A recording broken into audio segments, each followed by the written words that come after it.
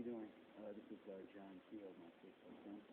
This is an example of, well, now it's been more than 8 years since I've had direct interference with getting any kind of employment and having my possessions stolen and my housing totally corrupted for this very horrible, insane human rights violation. In every library I go to, this is what I hear. And it's the worst in the